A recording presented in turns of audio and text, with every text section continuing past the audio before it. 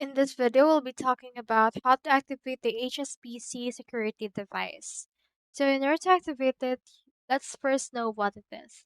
So a security device is a small portable electronic device that will give you a one-time security code, and it will only be applicable for HSBC options for the digital channels such as online banking, mobile banking, and WeChat service account.